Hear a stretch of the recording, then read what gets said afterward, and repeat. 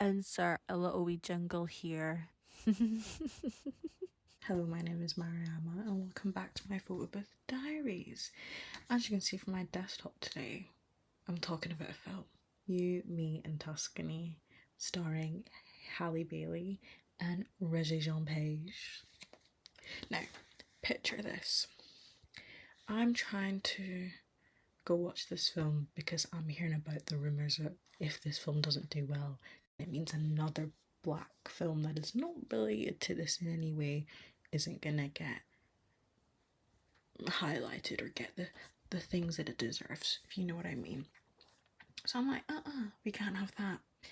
I'm going to Canary Wharf anyway to go and do my laser hair removal on my chin. So I'm like, it's a morning appointment, let me catch a film afterwards. Usually I go to Cineworld because that's what I have a membership for. But they weren't showing it at Cineworld, or at least they weren't showing it until like the afternoon. I wasn't waiting that long. I see that they're showing it at the Everyman at Canary Wharf. I was like, I've not been to the Everyman at Canary Wharf. Let me go to the Everyman at Canary Wharf. So lo and behold, I booked a 10:45 showing of You, Me and Tuscany at the Everyman at Canary Wharf. Now, who was there? Me and this other lady. We both booked single seats. We both then moved to double seats. We were having a great time. This film was so fun. I just love a whimsical, fun rom-com that has got no actual real life issues and hardships. Not really. Like, first of all, why is Margot Anna a house sitter? That's not a real job. Yeah, there are people that do it, and there's ways that you can do it. But tell me, do you know someone personally that is house sitting? Exactly. And then you've got Regé-Jean Page, who is part of this Italian family, and he owns a vineyard and everything, and he's in this beautiful place in Italy called Tuscany, and you're like, wow. And everyone's so lovely in Tuscany. All the Italians are nice. That's how you know it's made up. Not that I'm saying Italians are not nice, they are. But from my experience, they're not very nice to certain shades, certain people. But I like that they took that element out of it and just went, let's have shits and gigs, and that's exactly what it was. There's some people who were like, oh, this wasn't like a very good or well-made movie. Blah, blah, blah. They don't have any taste. This was fun, this was silly, this was whimsical, this was just... And like, seeing Halle, that's my babe right there. Her in this, and her outfits and everything, she's just like, she's a very like, I would say, not that I'm saying all films are like this, and you have less of this in when it actually comes to like black movies or like black rom-coms. You don't have these, but like there's a general stereotype of black women when you watch any sort of film, and usually they're depicted in two ways. They're like the sidekick best friend that gives a lot of sass and is like, you don't treat my girl like that, who is usually always going to be a white girl.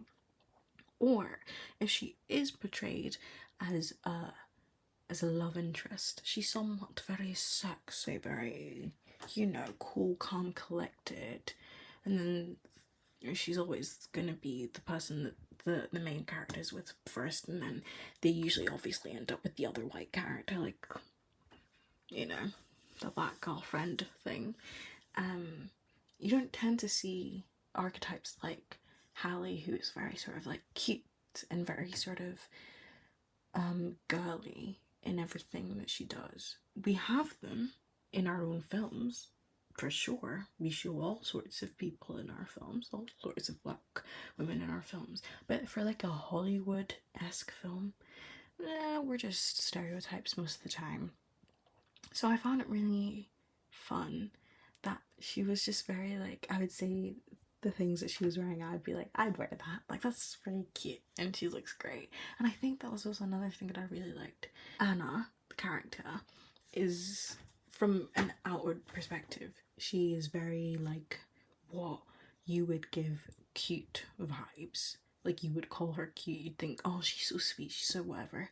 But anyone that's got big cheeks, round face, we're always gonna get called cute for all our life.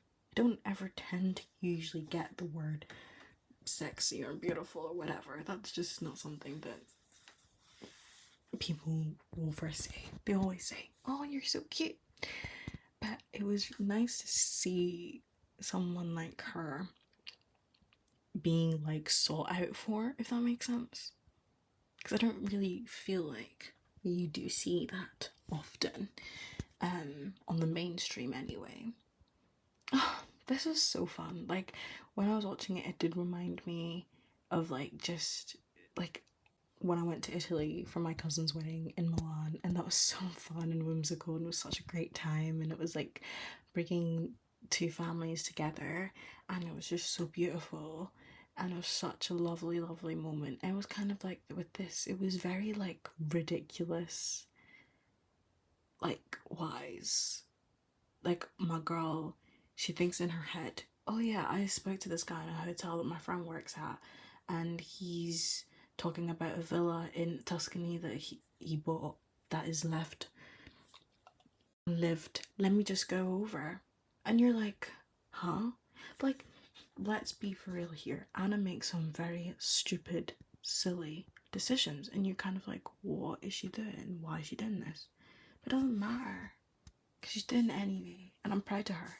Do you know what? The whole time I was watching the film, I just thought to my head, Anna, you're doing something stupid, but I support you, girl.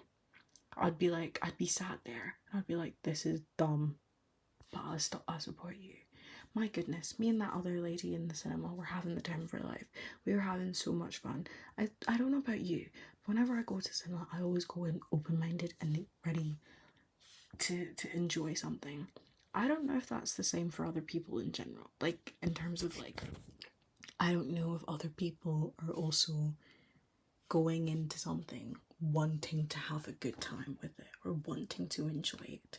Seems like nowadays everyone wants to just go in to hate something. That's not me. If I'm paying money to go see something, best believe I want to enjoy it.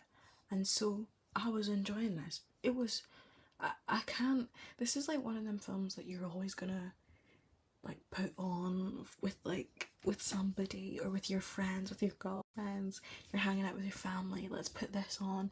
That's pizza night, let's put You, Me and Tuscany on, because it's fun, it's silly, it's light-hearted. That's another thing. There's aspects of deep like sorrow. It deals with a lot of grief in the movie, both like parental grief, and that does actually get you, you know. It's about family at the end of the day, and I think because of the way that they do it, because it's so fun and they have that lightheartedness, that when they do have the more deeper moments, it does actually, like, you're like, oh yeah, wow. And I really enjoyed that about this film. I don't think all films need to be like this. This was saying a deep thing about life and blah blah blah, and it was commentating on this part of society, and you could argue that it was in certain bits, but it was about my girl Anna, who is or was in culinary school, wants to be a chef. She goes through some really hard times with her mum. She loses her mum. She then has a existential crisis, like, I'm dropping out of culinary school. I'm gonna go and be a house sitter, because that's like that somehow like matches in her head. Listen, my girl Anna, she can do no wrongs. Does she make some dumb decisions? Aye, but she's Anna, and I love her. And then from house sitting to house sitting, she's living other people's lives, and then eventually she meets this guy, and is like, oh, I want to live my life, but by also pretending to be his fiance. Turns out that Regé Jean Page character is her fake fiance's brother, but then she's like, wait, no, but he's fine. He's so fine. It gets a bit complicated, then eventually the fiance comes back and you're like, oh, what's gonna happen, what's gonna get down. If you bask in and if you sit and enjoy the silliness of it all, it's so fun. It's so fun. Like, it's such a fun film. I had the best time watching this silly film. It was brilliant and I loved it, and I think everyone should watch it because it's so silly. It makes no sense half the time, but oh my god, is it so fun. It was brilliant. I need to watch it again for like the first time. I hope you enjoyed that silly little Photobooth diaries. What were my thoughts on this? Nothing really much, let's be so for real. Yeah. Insert a little wee jingle here.